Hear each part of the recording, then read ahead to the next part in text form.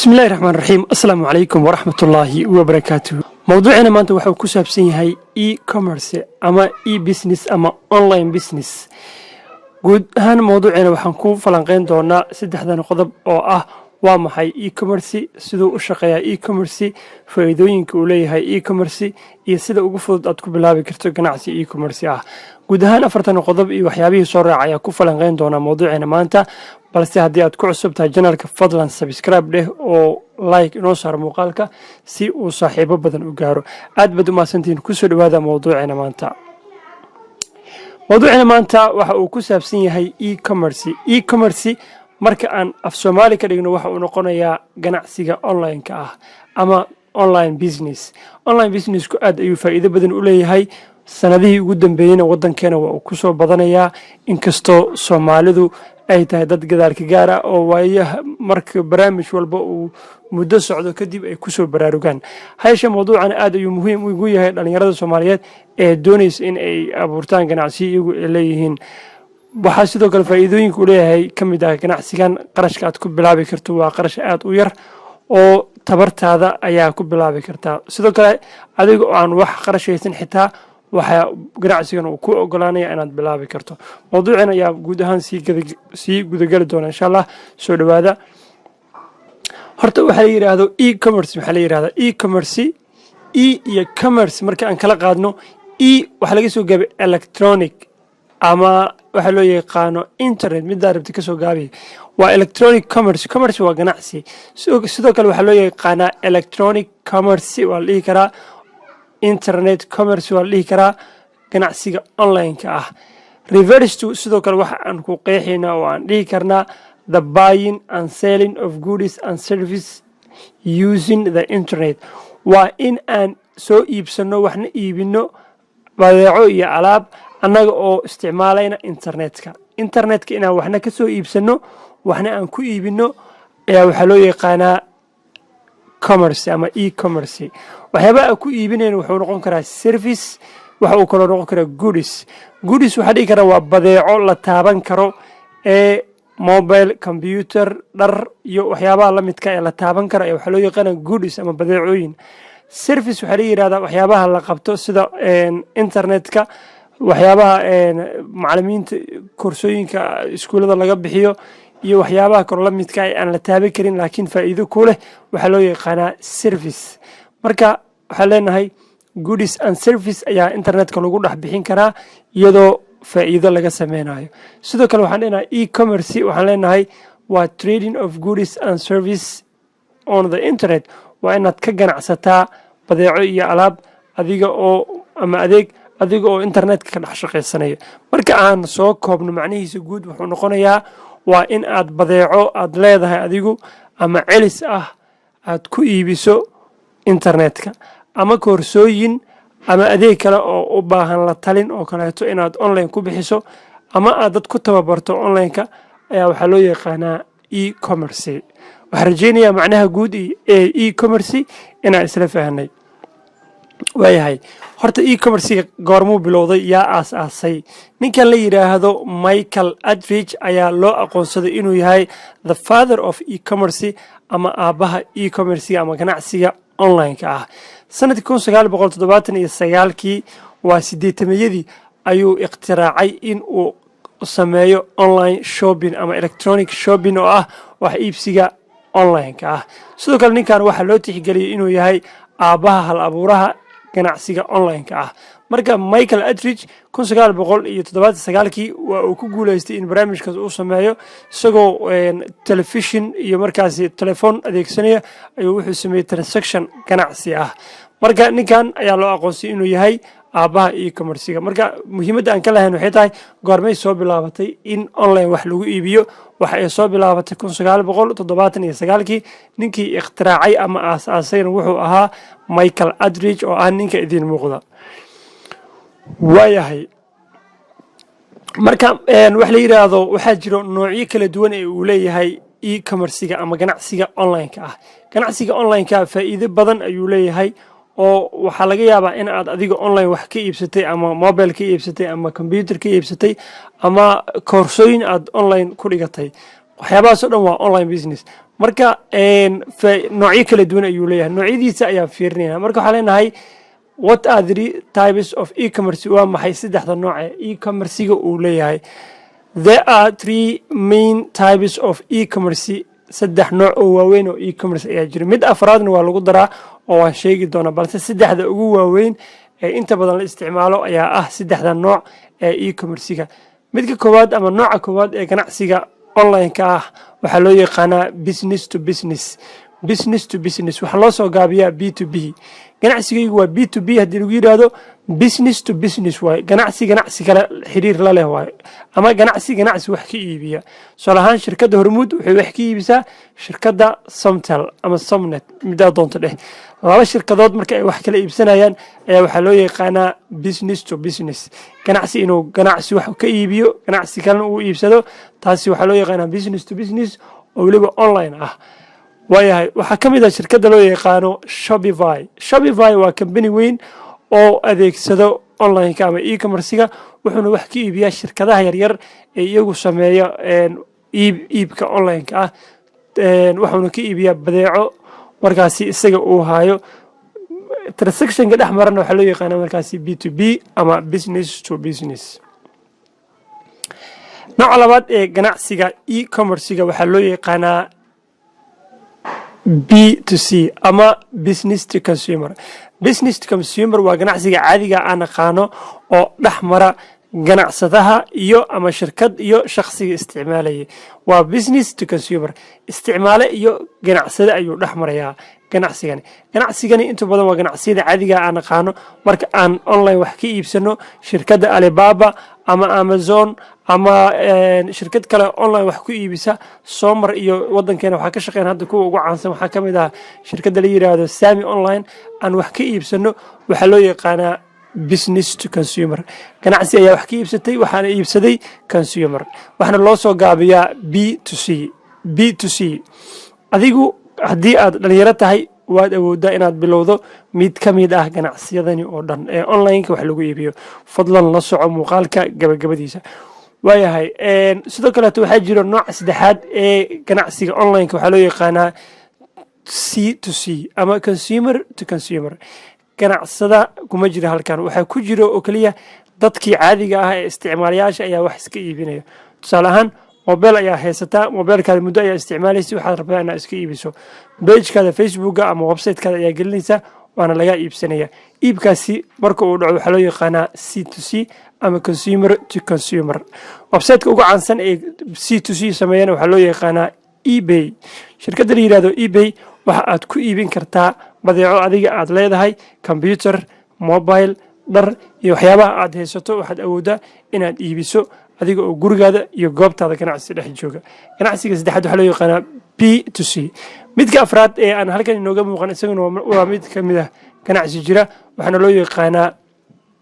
C2B waa consumer to business waa in macaamiishii ay wax ka iibiyaan shirkadaha adiga mobile ama computer ama waxyaabo kale oo aad ka iibinaysa ayaa haysaa waxaa ka iibinaysaa kambanigii ayaa dib u sii iibsanaya ama dib u isticmaalayo taasna waxaa loo yaqaanaa C2B waa C2B waayahay hadda waxaa isla fahanay saddex nooc oo ka mid ah noocyada loo qaybiyo ganacsiga loo yaqaano e-commerce-ga waayahay siduu u shaqeeyaa marka ganacsigan loo yaqaano e-commerce-ga wuxuu u shaqeeyaa qaabab kala duwan wana aad ayuu u fudud yahay in la bilaabo ama in laga dukaamaysto ama in wax laga iibsado marka waxaan leenahay customers came to the website customerska ama macaamiishu ayaa waxay imaanayaan website ayay amaanayaan markay yimaadaan ama online marketplace ama goob online ah sida facebookgaada ama pagekaada twitterka ama pagekaada instagramka ama tiktokgaadaba iska leh ayay imaanayaan marka ay yimaadaan waxay ku arkayaan badeeco markaas halkaas ku soo xayeysiisay kadib waxay iibsanayaan badeecadii markay iibsadaan waxay sameynayaan wax loo yaqaan payment lacagta ayay bixinayaan marka ay lacagta bixiyaan oo adiga lacagta aad hesho kadib ganacsaduhu wuxuu sameynayaa in uu shipping ku sameeyo ama inuu daabulo oo delivery ugu sameeyo badeecadii markaas laga iibsaday si kale haddii aan u dhigo waxaad haysaa laba computer ayaa guriga ku yaala labadaadi computer waxaad rabtaa mid ka mid ah inaad iibiso si aad u iibiso uma baahnid inaad shirkad wacdo ama meel kale inaad geyso keliya waxaad u baahan tahay inaad sawir inta ka qaado pagekaada Facebook aad dhigto aad ku qorto waa iib ama for sale oo keliya kadib waxa kuu fududaanayso sidoo kale waa inaad raacisaa contact number lagala soo xiriiro isla markii waxaad ogaa doontaa in dad fara badan ay kula soo xiriiraan marka ay kula soo xiriiraanna aad u sheegto qiimaha badeecada aad iibinayso ama kombiyuutarkaada kadib macaamiishu waxa ay soo dirsanayaan lacagtii adiguna waxaad u diri doontaa kombiyuutarka markaasi aad iibka ugu talagashay taas ayaa waxaa loo yaqaanaa sida uu u shaqeeyo ganacsiga loo yaqaano e-commerciga waxaan rajeynaya inaan intaas isla faahnay balse qodob halkani ku jiro oo laga yaabo inaad isweydiisa dhici karto oo ah aaminaadu shirkaduhu way jiraan qolooyin tuuga ah oo marka aad lacagta bixiso kadib taleefanada kaa dansanaya ama meel aad u raacdo aad weynayso balse marka hore inta aadan sameynin ama aadan wax ka soo iibsanin onlineka waxaa marka hore iska fiiriyaa shirkadda aad wax ka iibsanayso nooca ay tahay iyo weliba qaabka ay u shaqaynayso aaminaadeeda inta ay la eg tahay markaad ku qanacdo shirkadaasi inay tahay shirkad sax ah oo alaabtaada sida saxda kugu soo dhiibayso waa markaasi ganacsan karta ama wax waa ka iibsan kartaa marka casharadeena ku jira website-ka job skills waxaa ka mid ah qaabka Alibaba wax looga soo iibsado shirkadaha saxda ee wax laga soo iibsan karo badeecooyinka raqiiska ah iyo meelaha laga heli karo iyo waxyaabo la midka haddii aad daneynayso in aad bilowdo ganacsigan e-commerce-ga waxaan kugu wargelinaynaa in aan diyaarinay course aan ugu talagalnay in dhalinyaradu ay ka faa'iidaystaan taasoo lagu baranayo ganacsiga e-commerce-ga sida macaamiil target macaamiil aad u samaysan karto iyo sida markaasi aad ganacsigan ugu guuleysan karto haddii aad u diyaarsan tahay waxaad nagala soo xiriiri kartaa website-keena jobskills.com waayahay aan sii wadno mawduuceena maanta sidoo kale tusaale halkan waxaa ka muuqdo service tusaalaha service waxaa ka mid ah waxaad iibsatay mid ka mid a koorsooyinka ku jira website-ka jobskills.com marka aad samayso oo aad soo gasho website-ka jobskills.com waxa aad hargeysaa koorsooyinka ku diyaarsan website-ka markaad mid ka mid a koorsooyinka iibsato tusaalahan koorsadan daryeelka macaamiisha ayaad iibsatay markaad iibsato kadib waxaad samaysay waxa loo yaqaano e-commerce balse adigu waxaa noqotay consumer ama qofka isticmaalayay website-ka job skills wuxuu noqoyay businesskii adeega bixinayay marka tani waa real example ama tusaale nool oo ka mid ah tusaalooyinka loo soo qaato ama aan u soo qaadan karno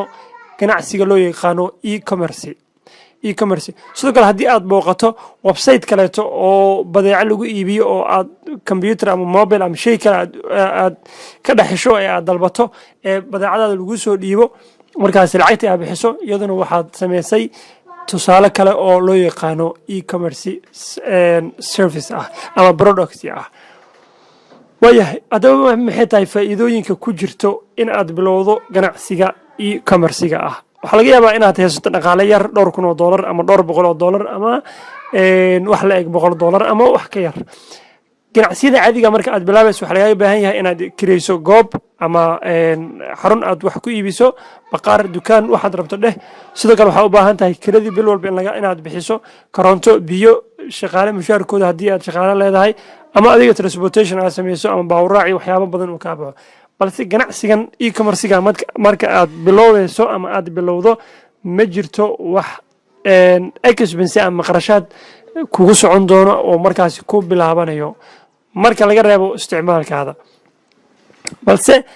ganacsigan faa'iidooyinka uu leeyahay waxaa ka mid ah marka hore aad bilaabayso aad ayay u fududahay buying process inaad wax soo iibsato faster way fududahay inaad wax soo iibsato online-ka ayaa galaysaa shirkad ka mid ah shirkadaha wax laga iibsado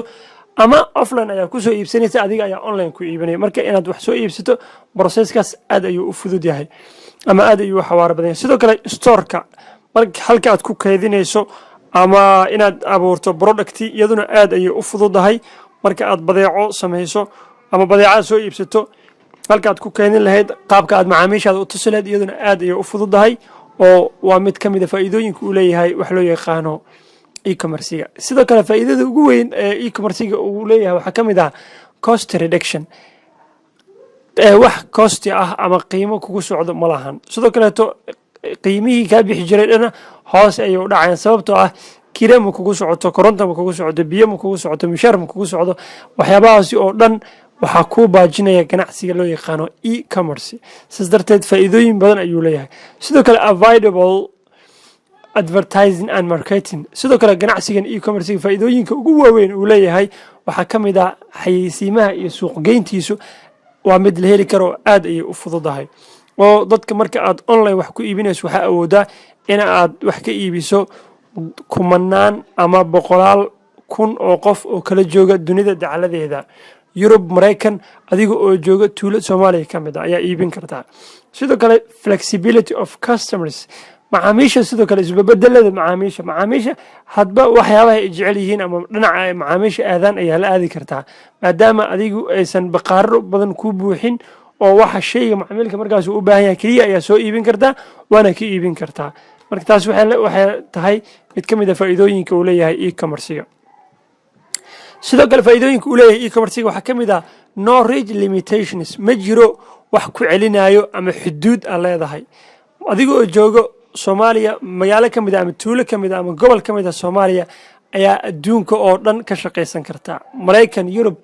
Australia, wadan walba oo caalamka ka mid ah ayaa markaasi badeecadaada ama adeegaada gaarsiin kartaa. tani waxa weeye waxa loo yaqaano no limitation, wax ku xadidayo ma lahan. sidoo kaleeto waxyaabaha kale uu leeyahay waxaa ka mid ah product and price comparison, waxaad sidoo kale isbarbar dhigi kartaa badeecada iyo qiimaha aad sidoo kale iibinayso. faa'iidooyin badan ayuu leeyahay. sidoo kale waxaa ka mid ah fast respond to buyer market demand, sidoo kale inaad degdeg uga jawaabto baahida suuqa ka jirto, iyadana faa'iidooyinka uu leeyahay e-commerce-ga ay ka mid tahay. faa'iidooyin kale uu leeyahay e-commerce-ga waxaa ka mid ah several payment methods ama modes, noocyo kala duwan ee uu leeyahay paymentiga, lacag bixinta. marka qofka uu lacag bixinayo qaabab kala duwan ayuu ku bixin karaa. wuxuu ku bixin karaa PayPal ayuu ku bixin karaa oo ah online banking ah. sidoo kale wuxuu ku bixin karaa haddii aad Soomaaliya joogto adeegyada wadanka laga isticmaalo oo kaleeto oo mobile moneyga, EVC, SAD, waxa loo yaqaano jeb, dhammaan waafi, waxyaabaha oo paymentiga lagu sameeyo dhan ayuu ku bixin karaa. sidoo kale wuxuu ku bixin karaa Pioneer ama international bankida, xitaa lacag waa lagugu soo shubi karaa haddii aad Mastercard ama banki caalami ah leedahay. qofka isagoo adduunka meeshuu rabo ka joogo ayuu lacag kuu soo diri karaa. sidoo kaleeto Annapolis easy export import, waxna waa dhoofin kartaa, waxna waa soo dejin kartaa, weliba si fudud adigoo isticmaalaya e-commerce. marka e-commerce faa'iidooyinkiisa ma soo koobi karno oo faa'iido badan ayuu dhalinyarada u leeyahay. waxaana dhalinyarada u wanaagsan inta badan halkii ay shaqo la'aan ahaan lahaayeen ee guryuhu jiifi lahaayeen in ay bilaabaan ganacsiga loo yaqaano e-commerce-ga. haddaba waxaan halkan idinku soo gudbin doonaa tallaabooyin ama talooyin ku saabsan sida aad ku bilaabi karto ganacsiga online-ka ah. kow, ha ka walwalin qarashkii aad ku bilaabi lahayd ganacsigan, waayo waxaad ku bilaabi kartaa qiimo aad uga yar qiimaha aad heli karto. wuxuu noqon karaa qiimaha markaas jeebkaada ku jira ama qiimaha aad soo deynsan karto. marka qiimahaas aad ku fikirayso hadda qiimo ka yar aad ku bilaabi kartaa. sidoo kaleeto isku day inaad wax ka fahansan tahay isticmaalka mobilka, computerka, internetka, maadaama shaqadaadu ay halkaasi gashay. marka waxa ugu weyn ee qofka lagula taliyo marka uu e-commerce ama ganacsi online uu bilaabayo, marka hore waa inuu aad u fahansan yahay isticmaalka mobilka, maadaama inta badan mobile laga isticmaalo. sidoo kale waa inaad fahansan tahay isticmaalka computerka haddii aad computer isticmaalayso. internetka sidoo kale waa inaad isticmaashaa, iyaduna aad ay muhiim u tahay. sidoo kale waa inaad raadisaa xog ku saabsan badeeco ama adeeg markaasi soconayo oo suuq leh, iyaduna waa inaad raadisaa. haddii badeeco ama adeeg aan suuq lahayn aad ku bilowda ganacsigaada, waxaa laga yaabaa inaad suuq u weyso. sidaas darteed inta aadan ganacsiga bilaabin ka hor raadi badeeco ama adeeg markaasi soconayo oo suuq leh.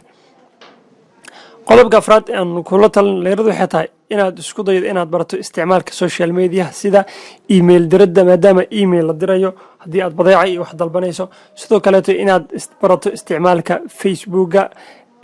TikToka, YouTube-ka iyo waxyaabaha la midka. dhammaan waxyaabahan waa basic waaye, waxyaaba muhiim ee u tahay ganacsigaada inaad ku horumariso marka aad xayeysiimo iyo waxyaabahaas u samaynayso. si gaara waxaa dhalinyarada kula talinaya inay bartaan wax loo yaqaano Facebook Ads. Facebook Ads wuxuu kuu fududeynayaa ama xayeysiimaha Facebook wuxuu kuu fududeynayaa in aad yeelato target customer ama macaamiil si gaar ah aad u bartilmaamaysato kuwaasoo ku xiran ganacsigaada waxna kaa iibsado. Inta badanna soo booqdo page-kaada, website-kaada iyo halka aad wax ku iibiso. Tani aad ay faa'iido badan ugu leedahay dadka ku jira ganacsiyada online-ka ah. Marka intaas markaan kaga gudubno haddii aad jaanis u heli karto ama qarash u heli karto waxaa wanaagsan in aad bilowdo koorsooyinka e-commerce-ga taasoo kuu furi doonto kana caawi doonto indhaha kuu furi doonto kana caawi doonto dhanka ganacsiga e-commerce-ga. Marka mar walba aad ayaan dhalinyaradu kula taliyaa in ay bilaabaan ganacsi online ah. Haddii tusaale aad bilowdo keliya hal joog oo kaba ah aad soo iibiso aad tagto suuqa kugu dhow magaalada aad joogto aad ka soo iibiso aad page-kaada website-ka page-kaada Facebook aad soo geliso aad tiraahdo for sale marka aad ka soo iibiso $10 aad ku soo iibiso badeecadaas adigoo qarash kale aan isa saarin aad page-kaada soo dhigto aad dul saarato $2 oo kaliya badeecadaas marka laga iibsado aad qofkii iibsaday delivery ugu sameeyay ama halka uu joogo gaari u socda ugu dhiibto halkaas $2 ayaa ka faa'iiday. Marka sidaas la mid ayaa ganacsiga si tartiib loogu bilaabi karaa. Marka ha ka walwalin qarashka aad ku bilaabi lahayd qarashka ugu yar aad awoodo ayaa ku bilaabi kartaa ganacsigan. aad ayaan kugu dhiirigelinaya inaad mar u bilowdo ganacsigan online-ka ee loo yaqaano e-commerce-ga. guud ahaan mawduuceeni ku saabsanaa e-commerce-ga iyo sida uu u shaqeeyo intaas ayaan kusoo koobaya. Haddii aad ku cusubtahay channelka fadlan subscribe dheh oo la wadaag asxaabtaada like inoo saar muuqaalka waxay noo tahay dhiirigelin. aad baad u mahadsantihiin. soo dhawaada.